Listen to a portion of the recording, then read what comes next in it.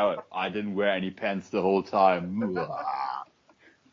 Anyway, ladies and gentlemen, welcome to another edition of the one only Psychosin Podcast, or Psycho Ghost Podcast, or Attic Sin Podcast, or whatever you want to call it.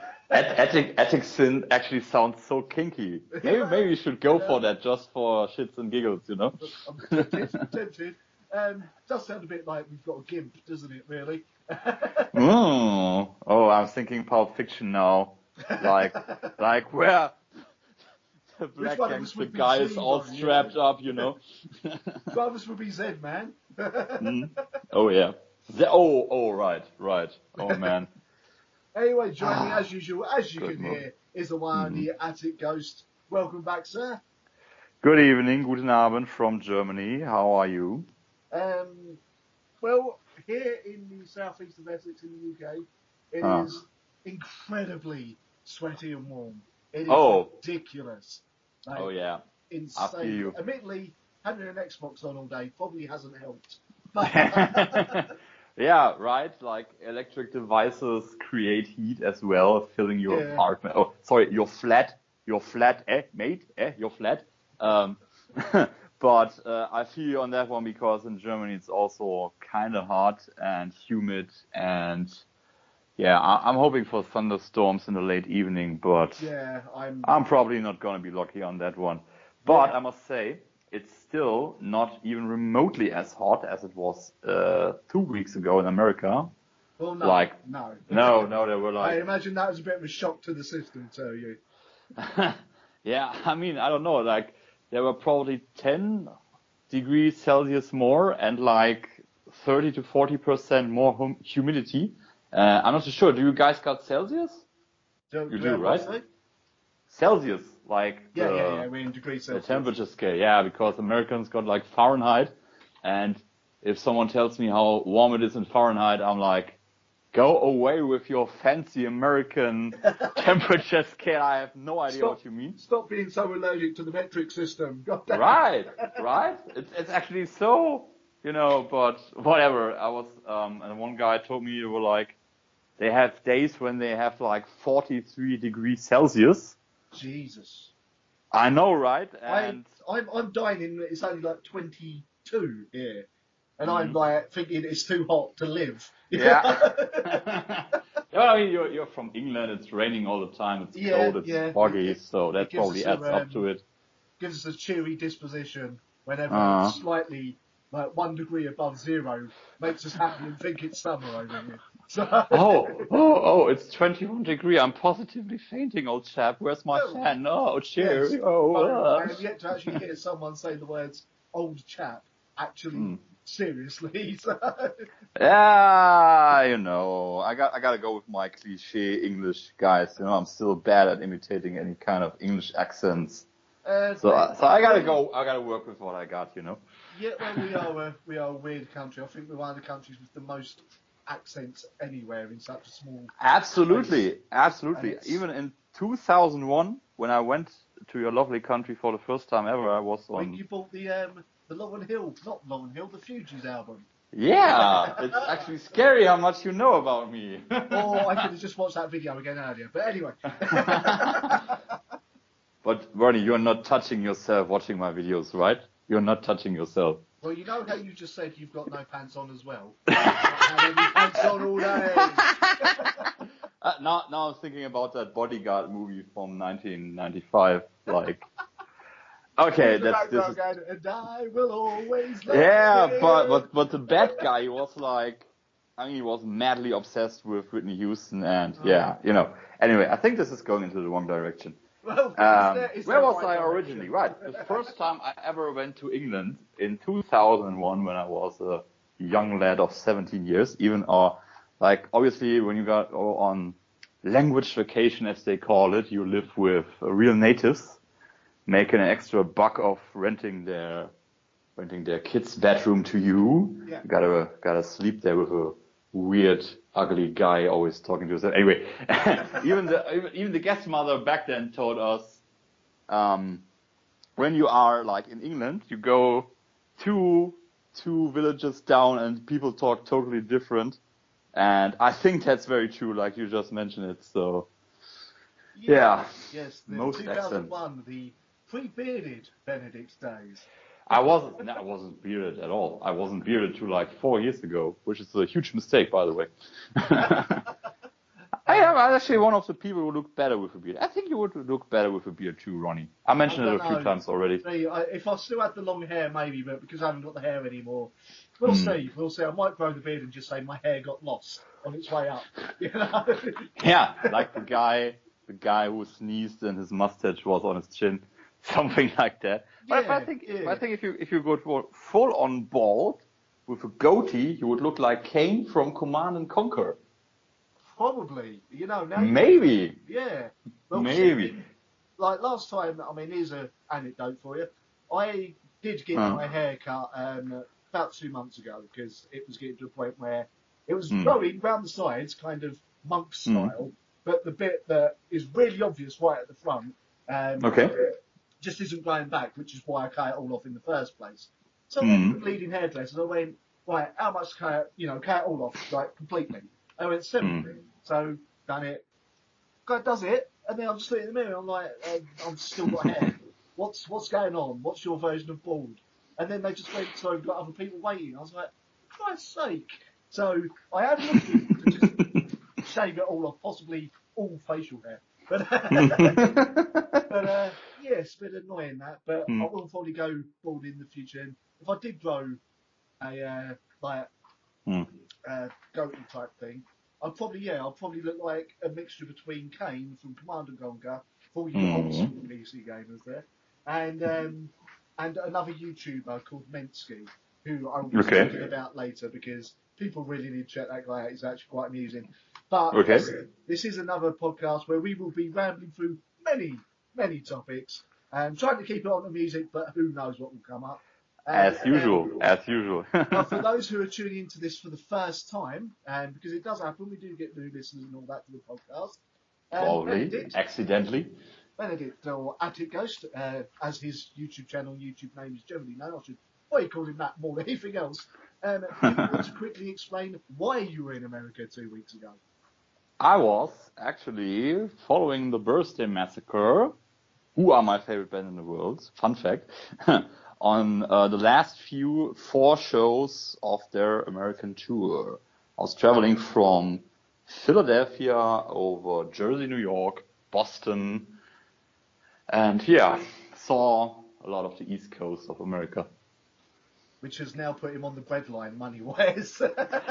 I got an interesting phone bill this month because on the way back they canceled my flight. Yeah. And it was very, very not nice. Did I talk about this in the last podcast? I'm not too sure, actually. You spoke a little bit about it, and it's basically that on your vlog as well, right at the end. For people who've not watched it, go to the Attic Ghost channel. You start a 45-minute, it's about 45 minutes, isn't it? 46 and 6 seconds, but that's okay. There we go.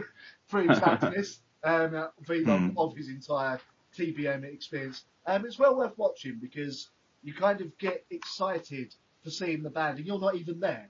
But through the Attic Ghost sort of excitement and the rest of it, you made weird thing is when you land in that video, and you're obviously going to wherever from the airport. Yeah. But I was watching it. As I was watching, I was just thinking that scenery just looks like the scenery I see on the train up to London when I go to a gig. I actually thought you were just in England at one point. Yeah, actually, I did a vlog about when I did the whole UK tour in October last year. Yeah. Brag, show off. And actually, it's quite similar. Like, you sit at Hanover Airport, you hop on a plane, you get off, and you ride the train into town. And basically, I landed in Philadelphia, and it is the same. Like, you hop off, you go to the airport, and then there's a train going to city center. So I thought I'd capture those, like little scenes.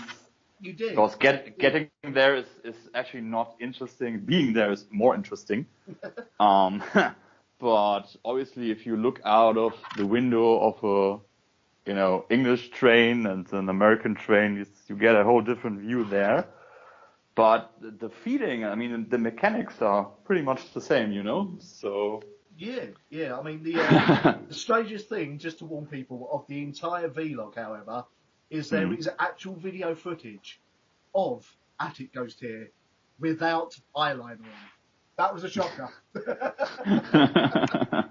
Yeah, you know, how can I say? I'm not always like when I'm working or traveling. I'm not always putting on a huge load of makeup. Actually, And yet you kept it on for most of the Wave Gothic Treffen Festival. yeah, but that's the nature of the thing. And as I learned there, how do you get the best smoky eyes? You put on smoky eyes, you go to sleep, you take a shower, and there you go. Yeah.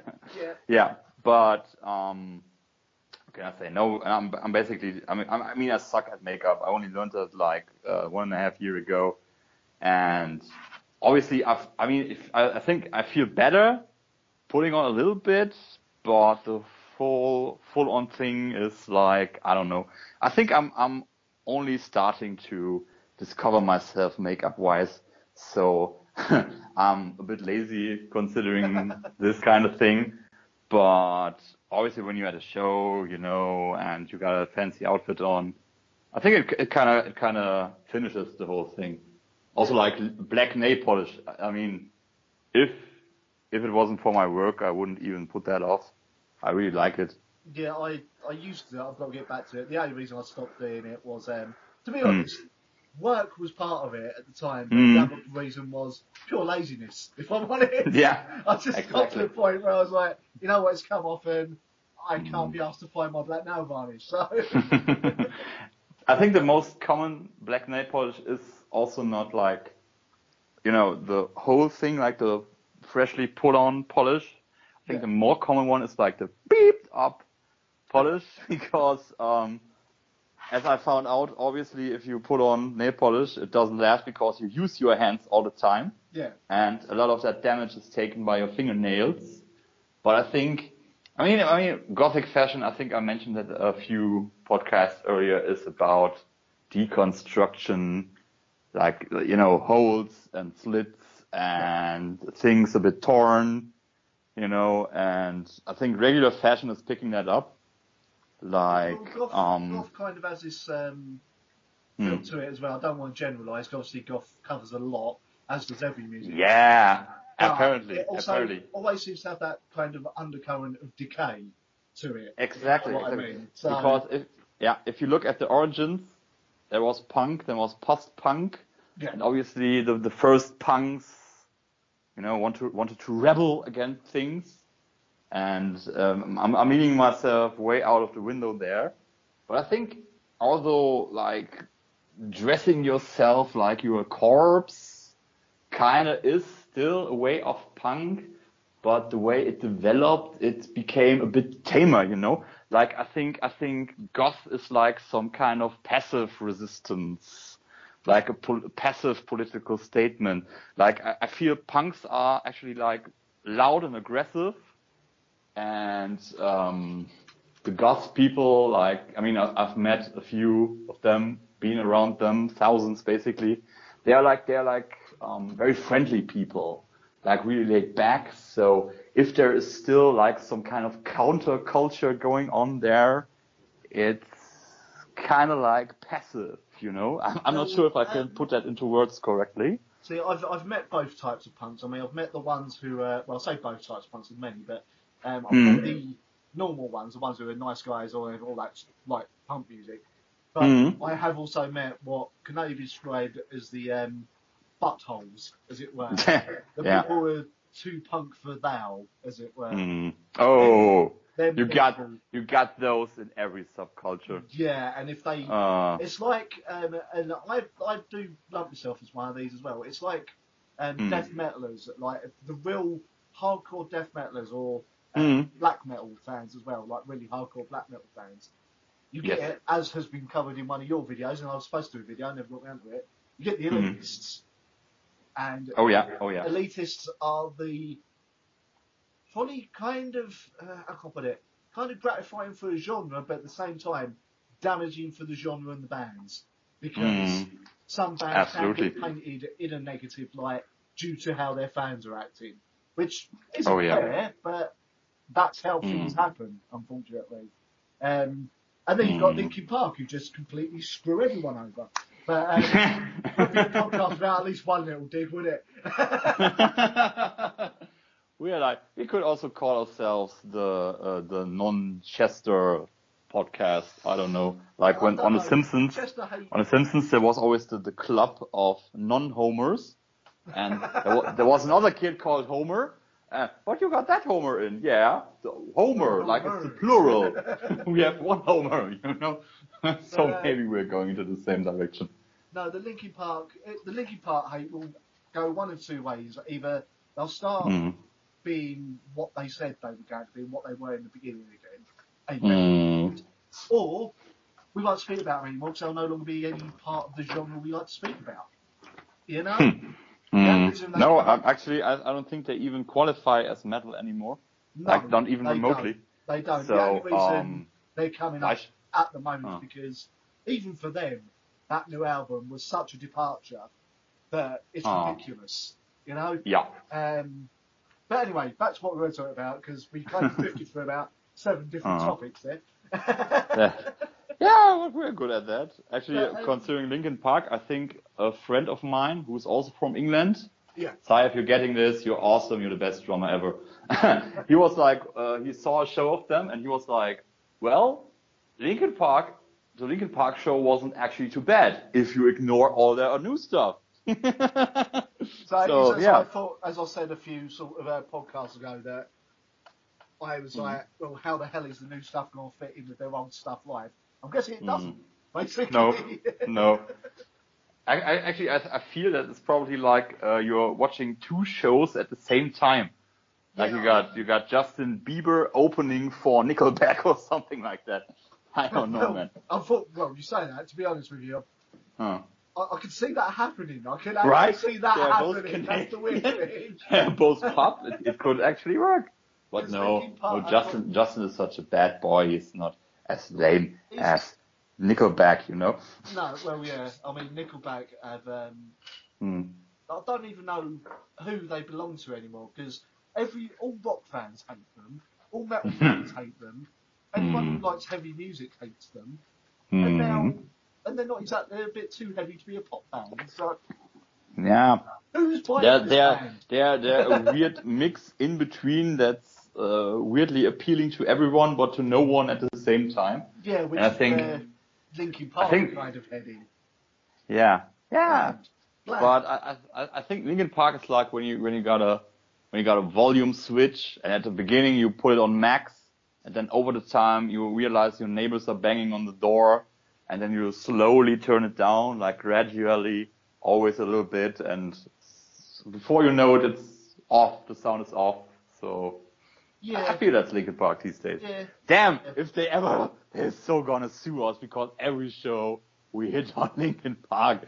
They can't sue you because criticism is protected by laws. So, you know. Oh, yeah, but basically shows should be free speech or... Well, exactly. I don't know. The thing is, I mean, there is another reason brought Linkin Park up, is it's not just us criticising them.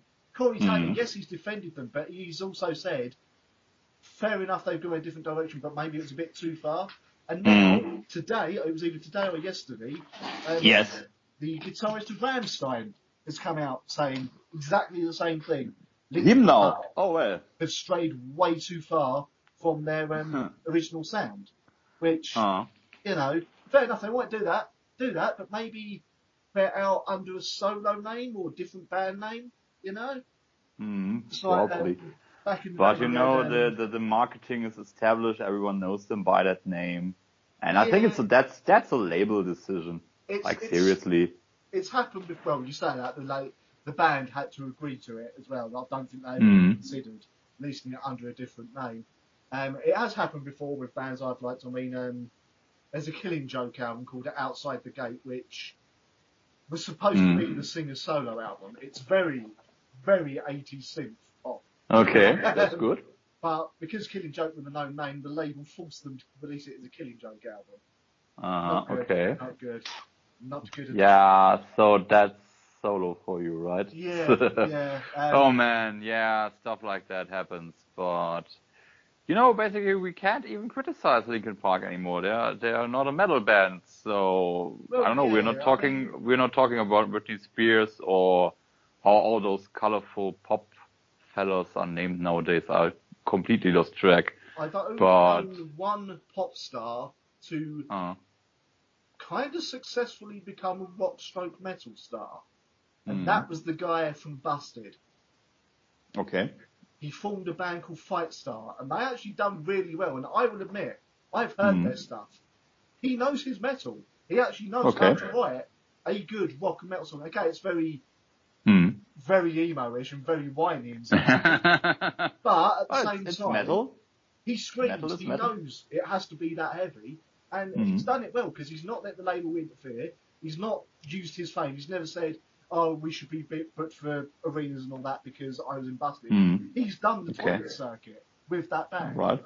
and full marks to the guy. He kind of ruined his reputation a bit by going back to Busted for a few tours, but apart from that, he well done to him for taking that risk because let's face it, he could have stayed in that pop band or whatever they were, and Yeah. just become a millionaire for the rest of his life. And he took the risk. Yeah, that's actually appealing. Speaking of musicians talking about money, wasn't one of the things Limp Bizkit declined so badly was that Fred said he wasn't even doing it for the music but for the money? Wouldn't surprise me, but Fred Durst comes out with so many stupid things he interviews, then always claims that he was misquoted. And admittedly, sometimes, yeah, fair enough, maybe you were misquoting. But Fred's always been a little bit funny when it comes to money, as it were. And the clue in that is the way, like, Limp Bizkit went from this really amazing, like, first album, really amazing, really heavy, really unique sounding band. Maybe a significant other where the commercial influences come in. Still a good album. Still a good party album. Then we had Hot Dog Flavoured Water. Good party album, but, we're getting more commercial, Fred. And they got worse and worse. And now he's signed to the label that the rapper Lil Wayne owns. Oh no. So, oh no. it's like... Yeah, I think was that 2010 when Golden Cobra came out or whatnot. Yeah. I totally hated that album. Like, I had a Spotify trial period. Yeah. I gave it a listen. I was like, I hate every single track of this one. You see, for me, I actually liked Gold Cobra. Really? Okay. I thought it was them heading back in a heavier direction, personally. Uh-huh. Admittedly, that was what, 2010, you said? That's still their newest album. They haven't released it. Probably, yeah. Yeah, they've had a new album that they're calling Dance of the Disco Elephants because it's Limp Bizkit. That they've said they're going to release for the last 3 years, and nothing has happened. I had a few singles from it they released. One had Lil Wayne on it, and it was goddamn awful. Oh my god! Unlike his collaboration with who was on End Together now? Method Man. Yeah, Method Man. I like that, which is one of the best songs Limp Bizkit ever did. I've got to say, I absolutely love that. That was the first song I heard by them back then. Yeah, I mean, I absolutely love that song and the video as well. Even though it is like, here's someone famous, let's stick them in the video.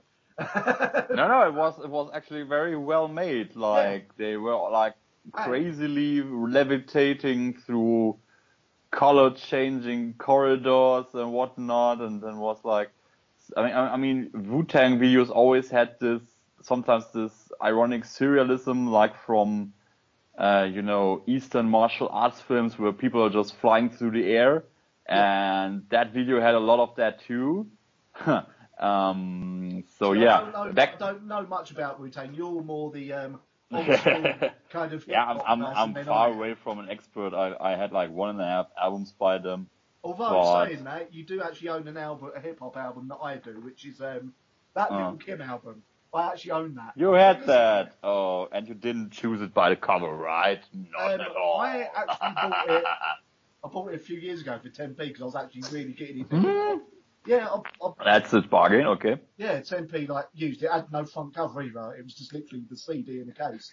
But you know, when you say used in context to that album cover, I'm getting all kinds of funny pictures in my head. But I've never got around to listening to it. It's like I've got a few hip hop albums that I bought and then never got around to listening to it because you know, I mean, when I was back into that stuff back then, it was good, but so it was before the. It's music. It's music you can probably work out to, or ride a bike, or beat someone up. I don't know, or like farm in online role playing games. Yeah, but it totally fails to inspire me, and I think that's why I lost my interest in the music. Like when I first got into TBM, which is very, very inspiring music, I realized music can do that for me too, instead of put me in a kind of basic mood, like I'm the greatest, you know. So yeah. I can see you doing a rapper strut down the street in all your golf clothes. I actually had baggy pants. Luckily, didn't we all? Yeah. I'm special and unique like everyone else, right? But no, with him, I mean, back in the 90s, listen back to it now. Back in the 90s, before we got the whole like everyone had to be auto-tuned and everyone had to constantly sing about being the hardest guy ever and all that. Oh yeah, absolutely. It was good. It was good. I mean, there's some good artists now. I mean, Eminem's got back to being really good. Kendrick Lamar. I still like Eminem. Yeah, I do. I still like Method Man, Redman. I mean, I've never listened to any of their solo stuff, Method Man and Redman. So I've got to get on that, really. No, but there's this album. How was it called again? Let me think. I've listened to it a zillion times. I'm seeing the picture. It's like Method Man, Redman. It's like it must be really ancient because if you listen to the CD, it sounds like originally it was a tape because there was like they had like little intros stuff going on saying, "Oh, don't steal. This is protected." Blah blah blah. Like it was kind of funny. It was implemented. Yeah. So Blackout. It's called Blackout, right? And I think. Personally, I mean, I'm really not a hip-hop expert, but personally, I think this is one of the best hip-hop albums ever made. Well, I'm not. I'm far from a hip-hop expert, but I am getting into it. So. Yeah, I mean, obviously, we're both, but Ronnie, you're a real expert on your music, you know. I don't go that far, to be honest with you, man. I just happen to pick up useless information about stuff. You're so humble, you know, a gazillion bands, I know like 10 or whatnot. Not by the time you've done what you've done by from listening to my show, man, you know. You know, I learned a lot about, I mean, I have my screenshots on my phone from your show when I screenshot the player and I got my Shazams. I was like, I got like, I don't know, 500,000 bands I know through you that I still want to check out. One day, I think 10 seconds before I shave my beard off, which I will never ever do, I will check them all out. You know, there's so much good music out there. So, talking about good music, your Wave Gothic Treffen video, which we were watching earlier, there was a band on there that really grabbed my attention, and that was a band. Who were they? The band you only saw a few songs of them, Noise Effects. Really Noise Effects. Oh yeah, those ravey cyber goth. Yeah, I really enjoyed what you showed of that. I was like, I could listen to this. So I've got to check them out. Masquerade sounded pretty good, but again, not the perfect sound because obviously it's microphone on the camera. It's really not easy. Like I mean, you've seen my America blog too. Yeah. It's basically not possible to pick up good sound. I mean, I got a little trick. Christ kind of suffered on that video a little bit, I think, sound wise. Probably. But you know, I learned a little trick. Like when you put your finger over the mic, it kinda helps. Yeah. But that also aids like other sounds are totally sucked up by that. Like I recorded Superstition by the Birthday Massacre in Jersey. Yeah. And it's not bad, but I can barely hear the synth, and it makes the song sound so different. Yeah. So you can basically forget making a proper concert video with your phone. I mean, I think everything else is kind of okay. I mean, if I get a new iPhone 7 Plus or whatnot, it will probably be better too. But I think recording the sound of a concert is really hard, even if you got the proper equipment. It is. Exactly. Yeah. I mean, there's but I mean, like even just recording it from the soundboard for live albums, a lot of them don't get released because they just can't mix it in the right way. Obviously, you get the odd one that comes out that's absolutely superb. I mean, the last really, really goddamn good live album I heard was the one by Machine Head about 10 years ago now. That was absolutely awesome. That captured the sense of the audience, I think, perfectly. But there are other bands that they're just like, I mean, I asked Dino of Fear Factory. I asked him, would there ever be a Fear Factory live album or live DVD? And he said no, because it's impossible to pick the sound properly. Yeah, right? It's that, and it's just that you wouldn't get the same like sound and all that and excitement from a DVD that you would from the live experience, which is fair enough. That's very true. Also, That's very true. A ton of money, and obviously bands like, unfortunately, Birthday Massacre and Fear Factory that just aren't huge enough, can't afford it. So yeah, it's But I think Birthday Massacre has a live DVD, and although it mostly contains older stuff, I still put it on every few weeks, not daily. Yeah, how long ago was that? It was like third album, wasn't it? So it's been a while. Third album, like Walking with Strangers, but no, you also album, see... Technically. No, like the first album was Nothing in Nowhere, the second was Violet, and the third one was Walking with Strangers. Yeah, but Nothing in Nowhere is basically demos. Well, it's a whole album, and they reissued it in 2008, but I know what you mean. Yeah, I think they were on different labels, but I don't think they're on the one they are now. No, I don't think they were on Metropolis. I think Nothing in Nowhere originally was self-released. Don't take my word for that. Also, they are like, I think I heard a few versions, like an older version from the 2002 release.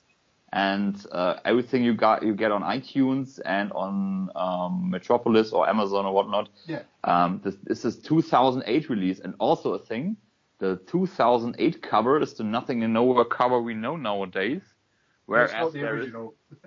Not the original, right? The original cover is like I think it's a digital painting of a castle in a forest full of dark, gloomy, spooky lights, and you can't even get a proper picture of that album cover, but obviously I would like to own a copy of that.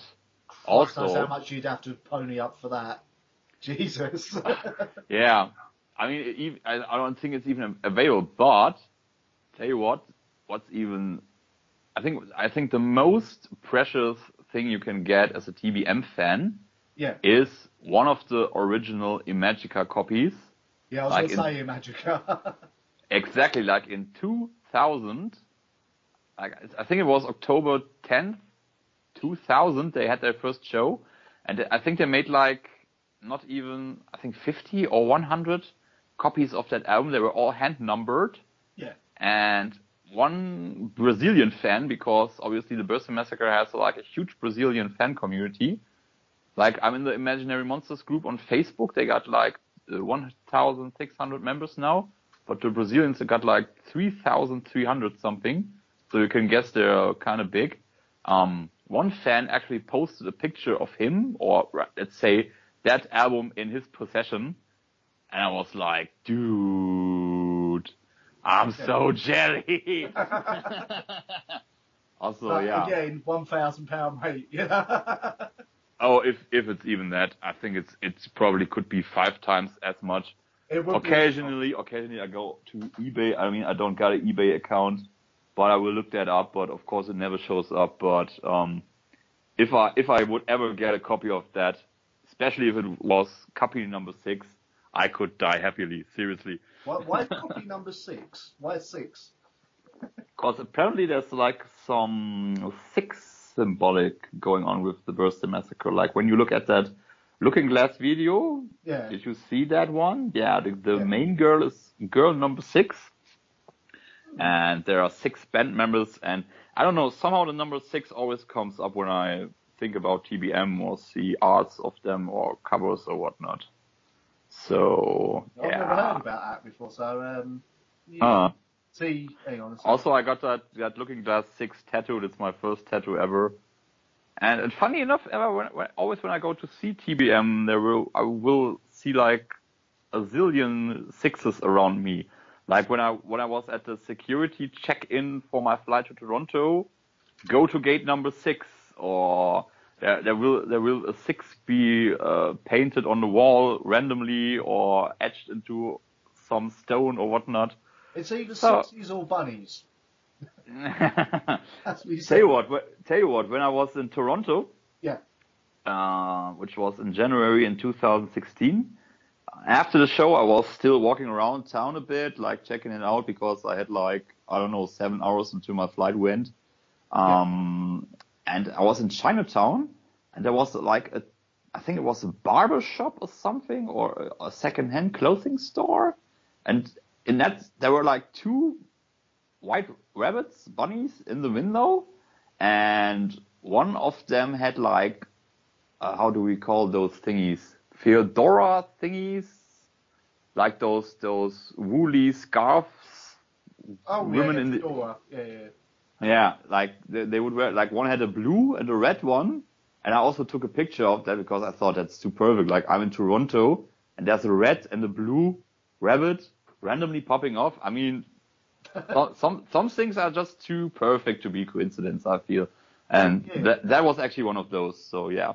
Well, I've just seen something, because I've just tried to look for Imagica on eBay. And it's got that re-release that came out last year.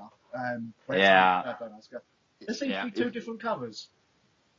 2 different covers? Yeah, one has them all in silhouette, which is the one I've got. One of them has 3 of the girls who's round let's just name it the chibi silhouette. And they're not silhouettes anymore. They're actual 3 pictures of 3 girls. Yeah, actually, tell you what, there was this cover is heavily inspired, if not even copied, cough, from some youth novel series. Yeah. And I don't know, other fans know how it was called. It's hugely popular in Canada and the US in the 90s. And they actually feel like they took a cover because it looks exactly the same. I think someone even copied that. And in the first released cover, you could see the girls clearly. And one of them was a rabbit shadow girl, whatnot. Yeah, that's the one that I've got. Yeah. And later on they changed that because maybe they wanted to, make it not as obvious that it was heavily inspired by this book cover. So they painted the other girls over too, which I think also works pretty much. It adds up to the spookiness, and also the background is totally different. So it's not a whole copy thing. But I think that was actually a very good design idea, because obviously if you got a 90s youth or children's novel cover, how much 90s can you get, and Imagica is from the 90s. Well, they could have called the collection of demos Rad. There you go, that's how much more nice it is. Yeah, that could also work. But, actually, I like this retro charm. I think TBM has a lot of that. Obviously, they sound like a band from the 80s. And they also, I think if you pledged for Imagica, no wait, you couldn't pledge for Imagica, but there was a pre-order option where you could get even a tape from that album. And I think that was a very cool idea. So, yeah. I vaguely remember that. I mean, I had my kind of contacts, and I got the album the digital version of the album sent to me about a month early. So, but this is the thing. A lot of people probably kind of think, "Oh, you lucky so and so," let's say that. I get these albums sent to me, but because I am a music fan, I believe in supporting artists. I'll get these me too, absolutely. I'll get this album sent to me, and I'll do reviews of them. But if I really like it, I'm going to buy the CD because I like CDs. I like something physical. So absolutely, I got 2 TBM vinyls here. One is Imagica, the other one is like Pins and Needles, and I don't got a record player. I got 2 vinyls here, and I don't got a record player. Actually, it's to be honest, man, if I found Fear Factory albums on vinyl for a decent price, I probably would buy them as well. So, but you know, Mara Luna, which is in 5 weeks, I can't believe it. Yeah. They got a second-hand record sale there too, and you can also sometimes you get like a gem, like I don't know, a Joy Division original release or some old Bauhaus stuff, you know. I'm going to say this now with regards to Joy Division. I like them, but I don't, and this is going to be blasphemous now, I don't think they're as incredible a band as everyone has made them out to be over the years. You know, the real classical stuff, I mean, it's probably obvious that I'm only into this old kind of goth thing like for a few years. Yeah. I checked out all the classical stuff, and to be honest, I don't like Joy Division much. Like, they got a few good songs, okay. Their best song is the one that everyone knows. Yeah, Love Will Tear Us Tear Me Apart, Apart, the T-shirt. Yeah. Actually, an acquaintance, like I met at Mara Luna, she posted a picture early this morning. Like H&M, you know, that this Joy Division cover, like Unknown Pleasures. Yeah. Everyone and their mother has a T-shirt from that. I think many people don't even know what it is. And now H&M, which is like a clothing store brand. I don't know if you guys I think you got them, right? I don't know. I've got no like goth stores in Southend, so I wouldn't be. No, it's not a goth store. It's like a regular people clothing store, like a chain, like I don't know, like Woolworths or whatnot. I don't think I've got one in Southend. You don't got one, okay.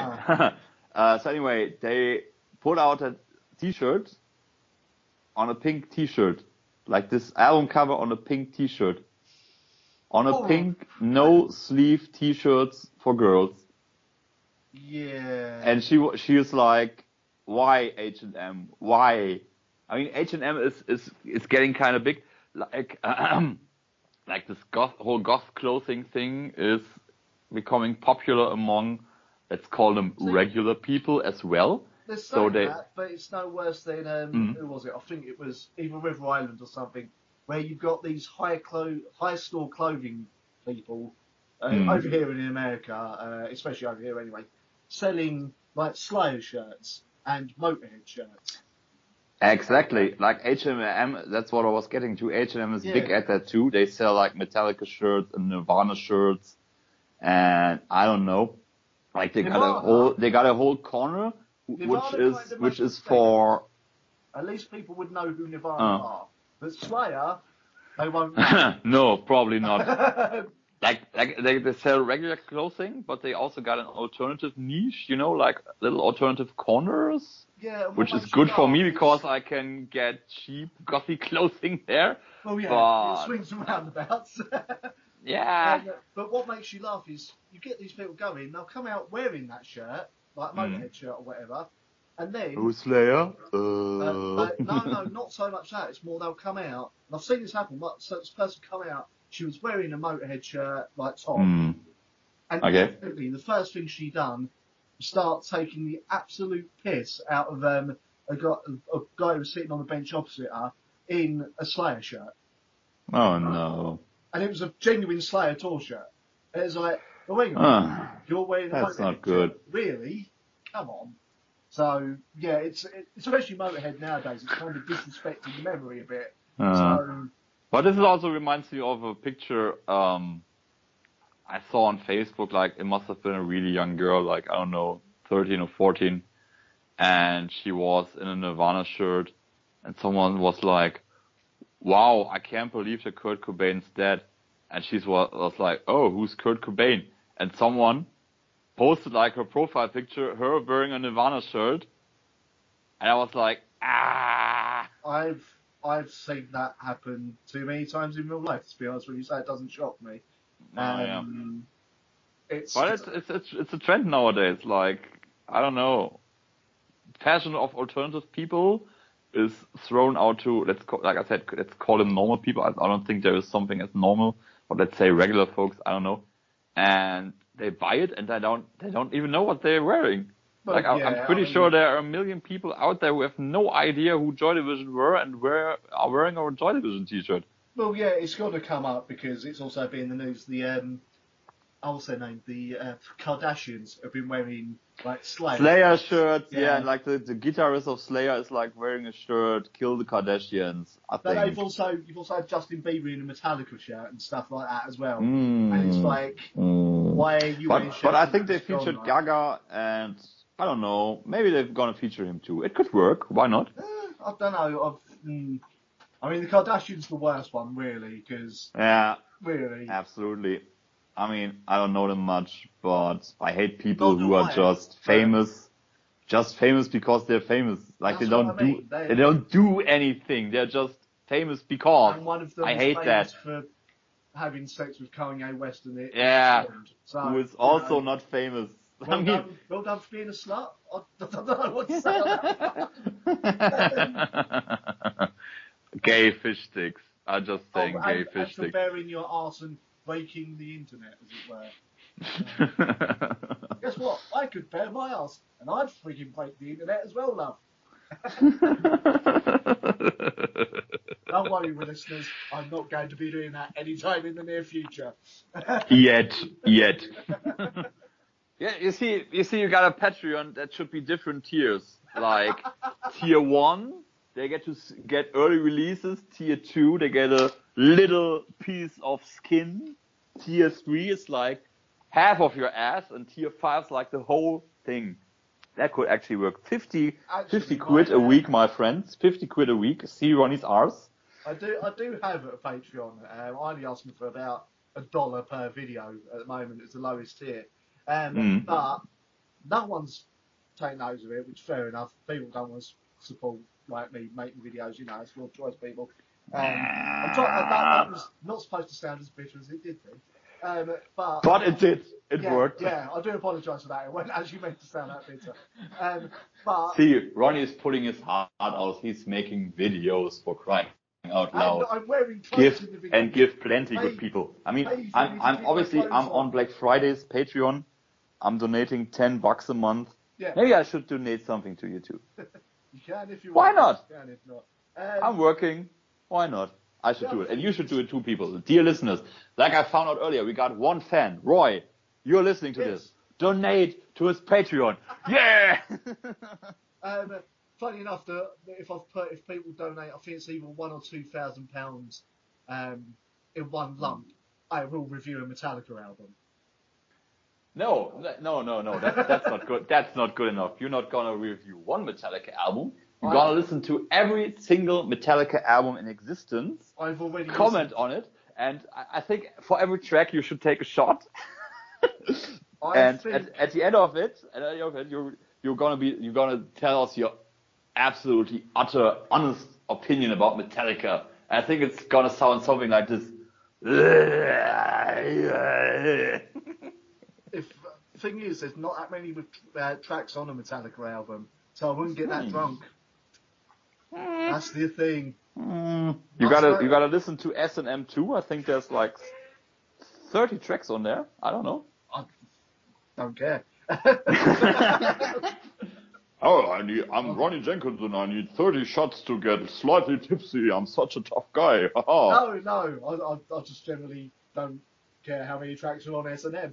What I can tell at the time as well, and especially now, nor do most Metallica fans. So. I think it's actually it's also from 99. I think 99 was a magical year for music. Like, many of my favorite albums ever were produced or came out in 99. And that one too, of course. They were in the Birthday Massacre album that year. Actually, Imagica was produced in 1999, my dear friend, because how would they release it in 2000? Just because it was produced. You didn't know them at the time. I didn't know them, which was a bit. I mean, there was literally zero chances for me to know them in '99. But if I could have, I would have, and I should have. See, '99's a good year for me because it was the year I saw Slipknot, and even better, it was the first time I ever saw Fear Factory on Halloween. So see, I told you, '99 is a magical year for music. Dear listeners, put up in the comments your favorite albums from '99. We are very excited and interested in that. Incubus, Make Yourself. That's got to be one. I believe that was 1999, the second Incubus album. Which was? Which one, Make please? Yourself by Incubus. Incubus. Okay. Also, Hybrid Theory was released in 1999. Was that 99 or was that 2000, 2001? I think I got a copy here somewhere. Let me check that out. I'm getting Wikipedia up as well. You're probably gonna be quicker than me with my physical copy. Okay, L. But I'm German. My albums are, of course, alphabetically sorted. There you go. Linkin Park, Hybrid Theory. 2000. Drum roll. 2000. Drum roll. October 24th, 2000 on Warner Brothers. It was not a 99 album, I'm afraid. I'm still trying to decipher the tiny script. Yeah, you're right, 2000. But it probably started being produced in 99, so yeah. Yeah, I think that was back when they were still called Hybrid Theory. So. Yep. See, there you go. I may hate the band now, but I used to love them because I know random facts like that, for one. Me too, basically. Strangely enough, never saw them live, though, back when I loved them. Me neither. So, I think they were at Hurricane Festival, which is like a rock pop festival where my dad lives in northern Germany. But that was around the time when I was in America, so I don't even care. I don't care one bit. Because that experience was way better. You know, I think I probably said it also a million times, but I think the music is half the fun of like visiting your band on tour, but the other half is like meeting friends and new people, and yeah. I think music has the power to connect people, and it does. among Bursty Massacre fans. I can't comment on that because I've not done more than one date of a tour with people yet, so I can't really say I've not had the money to do it. Yes. Maybe in the future. I mean, I probably sound very show-offish here, like, tour and that tour. If you've got the money to do it and have these experiences, then bleeding do it, you know? But yeah. Not that you actually had the money, but you still done it.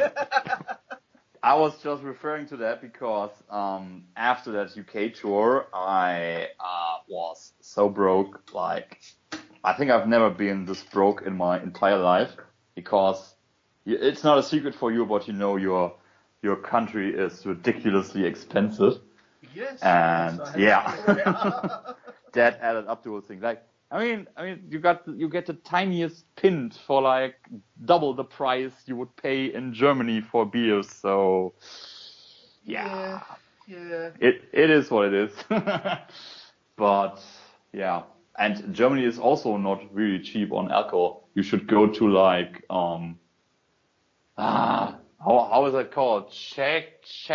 The Czech Republic. Czech Republic, there you go. I actually intend to go to the Czech Republic for their Metal Camp Festival at some point in the future, which I believe is one that's about a week long, so I may not be back. You will never come back, yeah. I mean, festivals are expensive everywhere, but if you got Czech expensive, I think it's like regular German prices. I think you can. Advertising it a couple of years ago, it was something like a pint was only €1. Yeah, that sounds. How when could you get with that price? Yeah. I think that's like 75p or something. Yeah. Yeah. That would have been 75p actually. Now you bring it up. I was paying £4 a pint in your fair country, which is. Yeah, London which still makes black spots dance before my eyes and my hearing go all numb. When we were like my family, we were visiting Hungary, in '98, and you could get like a whole tray full of drinks for 6 people for $4. And yeah, that were communism prices. I mean, nowadays they're probably as expensive as the rest of Europe. Yeah. But yeah, you could get a whole plate of cake for, I don't know, 6 or 7 people for like $2 or something. It was absolutely ridiculous. But yeah, that's as far as it goes. But we're not too badly off, because I think in Sweden or Finland, no, it's probably Sweden. Booze is even way more expensive than here. Like probably double or 3 times the price. You can't get drunk there. I want to be drunk in every country. Anyway. See? That's a bucket list for you. Be drunk in every country. Yeah, man. I was going to say, watching, going back to your videos, watching the TBM video, which I know we've made it sound like every video you do is TBM, but I'm talking about your TBM Adventure series that you have. Yes. Your latest one, which is about, obviously, the US tour. Now, watching that, it really hits you how hard it's got to be for Chibi to sing the song under your spell, especially. Yes, it's very. You can see it on her face. She's looking like she's trying not to cry during that song. You only show about 30 seconds of it. So. Yeah, actually, I think it was the first show or the second show. She actually did cry a bit. Yeah. There were all. I mean, it's always like she's very.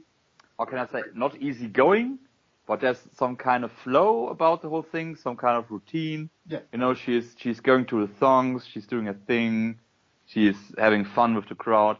And then there's Under Your Spell, and it's always like, how can I describe that? It's like, it's Sunday morning and people gather in the church just before the sermon, like everything is quiet. Yeah. You know? And it's like some energies building up, and people take it all very, very serious, even if they're not familiar with the song, because they kind of feel like this is for real now. I mean, everything there is for real, but this is for real now, you know? Yeah. And it's probably the most intimate TBM song ever. I mean, I don't know what story is behind that song.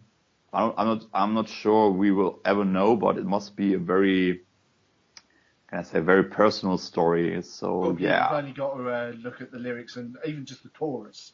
Hit me the first time I listened to it. I've listened to it more than is healthy for my state of mind. But yeah, but you know, like I said in the last show, we're doing shows now, Ronnie. We're in show business. It's amazing. Like the last show, I was like. When I heard it for the first time, I'm on my 3rd beer now. When I heard it for the first time, I couldn't connect with it as much because I think my last real relationship is like 8 years ago. I don't know, and I think it speaks more to people who've been through this kind of love thing and getting your heart broken and whatnot. And yeah, I think that song is also about self-sacrifice in a way. But when I saw that live, you know, it really connected with me. Like, did it make more sense to you to see it live? Exactly. You gotta see some things, you gotta feel some things, and not touch them, but be closer to them to really get it sometimes. And this is definitely one of those songs.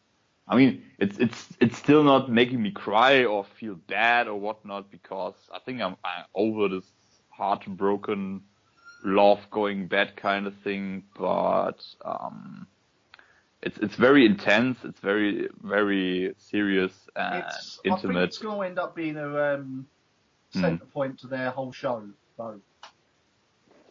For the rest of the time they're together, probably. Because it's just one of those types of songs. You know what? I got the Boston set list here. I'm absolutely bad at remembering. I mean, I can kind of remember what songs were played, but if you ask me the next day, that was that song, and then after that song they played that song, right? And I would be like, I don't know. I saw the songs. I was not paying attention to the order of them. By the way, you wouldn't believe it, in 17 Birthday Massacre shows, this is the first set list I ever got. Really? Yeah, you wouldn't believe it. Greedy, grubby hands all around me, and I'm always too nice. No, you can have the set list, of course. You can have it. There you go. I am hoping actually they keep, because you showed it in your video as well, I am hoping they keep Happy Birthday in the set list when they come to the UK. I'm pretty sure there's going to be a different set list for the European tour. Possibly, but I want that song. I want that song. I mean, it's they always play it. Let me think. I think I can't remember a single Birthday Massacre show without that song. So anyway, here we got. I mean, it's over now, the US tour. I can read it. It's no spoiler. We got One. We got Red Stars, Looking Glass. All of Nothing is a new song, like One. Yeah. Counterpain, Destroyer, Divide, Superstition, Lover's End, Happy Birthday, Video Kid, and then it's Under Your Spell. So it's pretty much in the middle. After that, it's No Tomorrow, Leaving Tonight, Alibis, Pins and Needles, In the Dark. Yeah. We got an encore with Blue, I Think We're Alone Now. They haven't played I Think We're Alone Now in ages. I was going to say. Yeah, it was actually totally weird when they started playing it. I was like, what are they playing now? I don't know that. And I was oh. That is the cover that a lot of people didn't even know existed. So. Tell you what, I saw the original version and it sucks. The TBM version is way, way, way, way better. Oh, you would say that.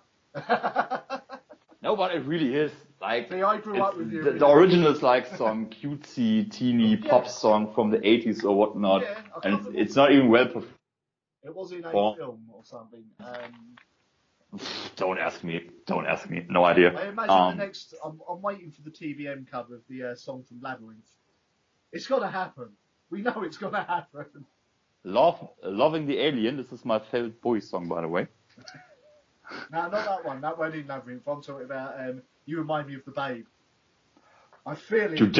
You're not serious. Come on. Come on. Can you not see Birthday Massacre? Not actually releasing it as a single thing, but just as a live thing. Just as a bit of a bonus for a laugh. You're making me speechless, Ronnie. Not in a good way. Yeah, but Loving the Alien could work because they should cover Bowie song. So the last song is Broken. Yeah. But I was just remembering, fun fact, at the first ever TBM show I went to, which was in Glauchau in 2014, they also played I Think We're Alone Now. I even remember when Chibi was like, okay, the next song is not by us. Everyone was all silent and she was like, Dead Faces, ha ha ha. And they were performing it and it was really great actually, even back then. Maybe they decided because obviously the new album's pretty damn dark, lyrically and sound-wise. They needed something kind of. It is dark. It is dark. I don't know. I think it's also very poppy in some way. Like you got this heavy 80s vibe. There are lots of ballads there. See, what I'm happy with is that this album, despite it being very, very gothic with those 80s pop influences, I think it's actually well balanced. Really it's well balanced. You got your dancey tracks, you got like the heavier guitar stuff, you got your ballads. You got your classic EBM stuff. It's definitely, it's definitely among the best albums they've ever made. And I'm not saying that as a fanboy, I'm saying this because I feel like it. See, I would say it is their best album, personally. Okay. Yeah, but I think it's hard to find a favorite with TBM because it's also well rounded up. Like you got many different flavors of the same thing. You're saying it's hard to find a favourite, right? Here's a challenge for you. What's your least favourite? Can he come out with that? Yeah, no. Album or track? Let's do both. You're giving me a hard time, Ronnie. I gotta drink more beer here. I've got to give you something to think about, man. You know, it's a challenge. Because I know you never. Okay. I think I'm not being impolite, but when I talk, you're totally blended out by the sound. I think my least favorite track